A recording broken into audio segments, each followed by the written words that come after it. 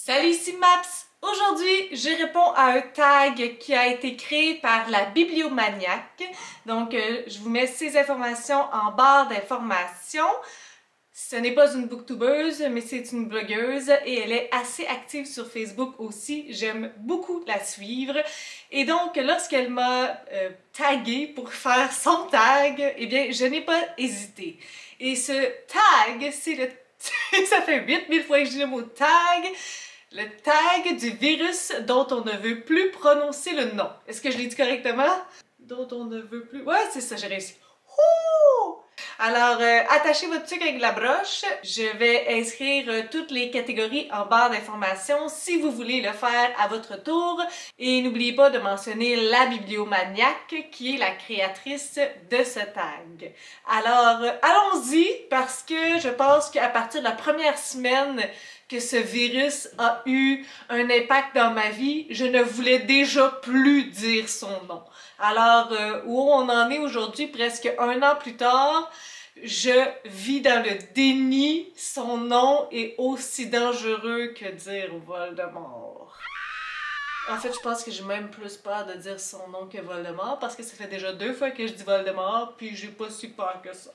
Première catégorie, couvre-feu, une lecture qui ne convient pas aux enfants. C'est vraiment très drôle. Ben, pas très drôle, mais tu sais, moi, pour l'instant, j'habite du côté ontarien, mais je travaille du côté québécois.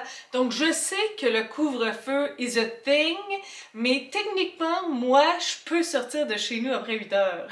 Parce que je suis juste de l'autre côté du pont. Mais je sais que the struggle is real about it. Une lecture qui ne convient pas aux enfants. Je ne lis pas énormément de ce genre de lecture. C'est sûr que rapidement comme ça, il y a tous les contes interdits qui me viennent en tête, mais la réponse est peut-être trop facile. Une lecture qui ne convient pas aux enfants.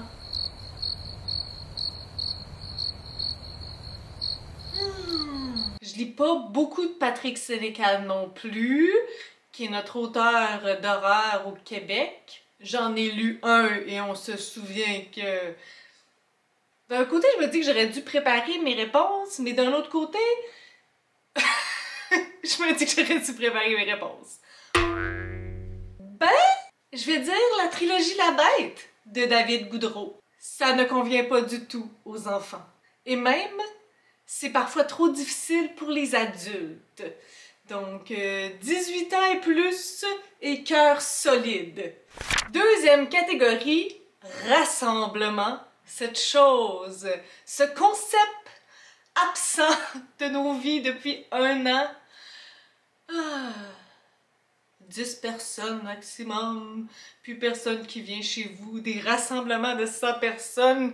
Est-ce qu'un jour, je vais pouvoir être encore dans une mort de personnes, dans un festival de musique, la musique à fond? Who knows? Mais pour répondre à cette question, je dois nommer un collectif pour cette catégorie, rassemblement. Et le dernier collectif que j'ai lu, c'est Nullipare, dirigé par Claire Legendre. Et je trouve qu'on n'en entend pas assez parler. Pourtant, le sujet est constamment sur les réseaux sociaux.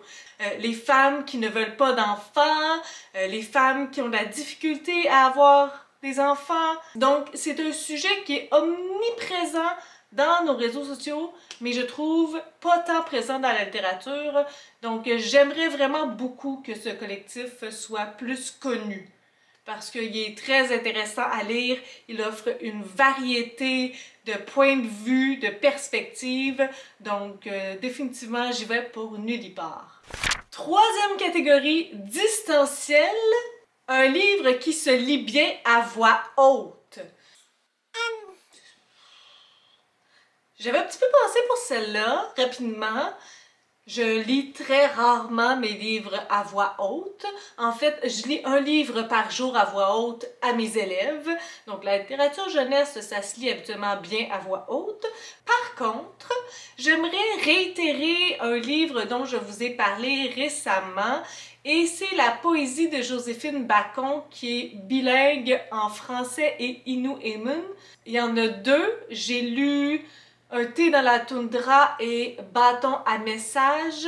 Et les deux se lisent sûrement très bien à voix haute. En fait, moi, j'ai lu Un thé dans la toundra à voix haute, mais j'avais écouté Bâton à message. Juste l'expérience de tester la langue Innu, parce que, tu sais, je ne la parle pas, ni couramment, ni jamais, là, je ne la connais pas.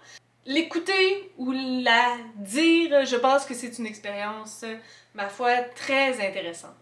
Quatrième catégorie, CHSLD et RPA. Un livre publié avant 1950. Attendez. J'ai une idée. Et où? Est-ce que 1984, c'est publié avant 1950? Oh! 1950 direct, ça compte-tu ou ça compte pas? C'était avant, hein? C'était pas avant et. Avant. Oh, zut! Mais c'est sûr, j'ai des vieilleries, là, ici, là. C'est sûr que je vais trouver de quoi. Attendez, bougez pas. Oh, le livre que Signé Daphné m'avait donné. C'est comment ça s'appelle donc? Sur la route de Tara de Maëv Binchy.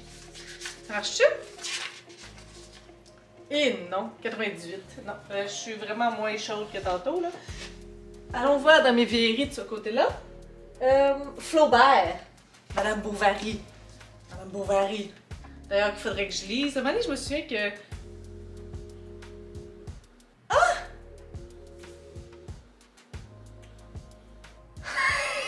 Ok, je suis flouée, ok? Parce que c'est un livre qui était à ma mère. C'est sa signature, puis il y a comme un message de elle. Mais à qui elle a donné ce livre-là? Pour continuer dans la veine romanesque de cet état affectif plutôt précaire. Hey, ça m'a sorti de ce que je m'en allais faire, donc trouver la date. 1998 pour la présente édition. Ouais, mais encore. Je peux-tu avoir... Oh, regardez comment c'est joli, les grandes œuvres. Je peux pas avoir...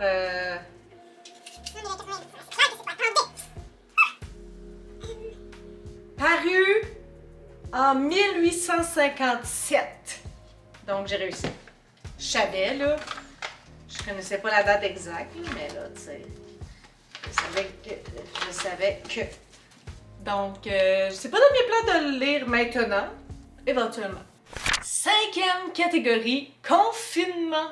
Un mot très 2020 qu'on est foutument tanné d'entendre. Même pour les plus ermites de ce monde. Genre, je peux pas dire que je suis la plus ermite de ce monde.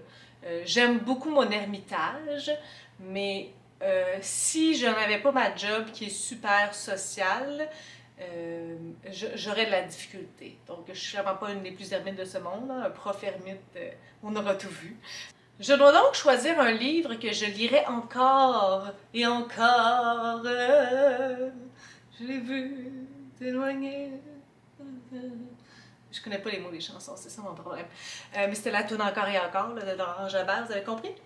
Je suis pas quelqu'un qui relit énormément et 2020 m'a appris que relire un livre, une série n'est pas équivalent à succès et n'est pas équivalent à nostalgie. Ce qui est un gros dilemme parce que lorsqu'on aime une série, on aimerait ça la relire, mais parfois on est mieux de rester dans la nostalgie pour ne pas briser cet aspect-là. Ce qui est d'une tristesse, ma foi, sans bon sens. Par contre, il y a une série que j'ai relue à plusieurs reprises. Et là, tout le monde est comme Harry Potter, Harry Potter. Non, je n'ai jamais relu Harry Potter. Je l'ai lu d'une traite et j'ai passé à autre chose. Donc, je ne parlerai pas de ça aujourd'hui. Ah! Mais je vous parle de la série Les 7 Royaumes de Cinda Williams-Chima. Que j'ai lu les 3 premiers tomes en 2015, si je ne me trompe pas, et le 4e, oh, je les ai mis en désordre parce que le 4 c'est le rouge, et le 4e était pas disponible à la bibliothèque, il n'avait pas été traduit, quelque chose du genre, c'était vraiment un drame dans ma vie. J'ai finalement réussi à les acheter, chose qui est pas super importante pour moi d'habitude, et à trouver ce fichu 4e tome que je n'avais pas encore lu. J'ai fait toutes les boutiques possibles et inimaginables. Il était à se vendre à un prix de fou pour finalement l'avoir, et de beaucoup de ma bibliothèque ici, s'il y a une série que je ne me départirai pas, c'est bien celle-ci. Et si on me disait de la relire demain, je le ferais. Donc j'y reviens pour ça, pour mon confinement. J'ai fait des vidéos pour chaque tome de cette série-là, mais rapidement, je vous dirais que c'est à la limite entre le jeunesse et le YA. Je pense que ça fonctionne plus dans le YA, dans sa thématique, mais il y a vraiment rien qui peut être offensant pour de la jeunesse. Puis c'est dans un monde de royauté, forcément, avec une protagoniste forte de 16 ans, des loups. Un beau triangle amoureux impossible, parce que oui, c'est surprenant, mais lorsque c'est fait d'une certaine manière, j'embarque. Et la magie. Donc c'est comme fantastique aussi. Je pense que c'est vraiment difficile de les trouver en français par contre. J'aimerais beaucoup relire de la plume de Cinda Williams-Scheimer, mais je pense qu'en français, ce n'est pas possible. 6e question, conférence de presse. Je dois vous faire un petit aveu. Pendant qu'on y est, j'en ai écouté aucune. De 1, ça m'angoisse à un niveau tel. Et de 2, en dedans de 2 minutes, toutes les informations sont sur les réseaux sociaux de toute façon, puis tu vas les revoir en boucle à l'infini. Donc, ça n'a pas été mon show de l'année 2020. Et je dois donc suggérer un livre que tout le monde devrait lire. Quand tout le monde s'attend à ce que tu vas répondre une certaine chose, un certain livre, et que tu hésites si tu pourrais pas proposer quelque chose d'un peu plus original que le contenu que j'offre tout le temps, je vais y aller avec Cocoon de Michel Jean. J'ai comme pas le choix. Puis il est tellement en vogue ces derniers temps, qui est une vraiment bonne chose pour l'auteur et pour le livre, parce que je pense qu'il ouvre la porte à une réflexion, à un dialogue qu'on n'a pas eu avant, et ça le fait de manière magnifique, ça le fait avec une protagoniste qu'on aime, qu'on croit, qui est réaliste et pour qui on a de l'affection. Donc sentir que son monde s'écroule, c'est aussi nous pas vouloir que ça arrive, même si ça fait partie de l'histoire. Donc je pense que j'ai pas le choix de dire Cocoon, même si je sais qu'il est vraiment très lu ces derniers temps et qu'il est partout, et je suis vraiment fière que ça soit le cas. Je peux te faire plus qu'une suggestion? Pour des raisons similaires, je pourrais dire Bilonda de Vicky Mujinga Kalambe. Ici, on découvre le Congo-Kinshasa. Et malgré que ça ne semble pas un super gros ouvrage, c'est vraiment très immersif. On suit la protagoniste dans sa vie difficile, avec beaucoup de restrictions parce qu'elle est une femme, parce qu'elle doit subir beaucoup de choses et que parler, dénoncer, c'est mal vu. Que je dirais probablement ces 2 ouvrages-là. Et c'est ainsi que se termine le tag. Si vous l'avez apprécié, n'hésitez pas à aller voir le contenu de la Bibliomaniac. Si vous avez envie d'y répondre, vous pouvez le faire sur vos réseaux sociaux ou en dessous de ma vidéo si ça vous tente de répondre aux 6 questions rapidement ou de juger mes réponses. Vous pouvez faire ça aussi. Sur ce, si vous avez des suggestions, des critiques, des commentaires, n'hésitez pas à le faire en dessous de ma vidéo. Je publie des vidéos assez fréquemment dans une semaine. Si vous avez aimé cette vidéo, n'hésitez pas à mettre un petit pouce et à vous inscrire à ma chaîne. Sur ce, je vous souhaite de bonnes lectures.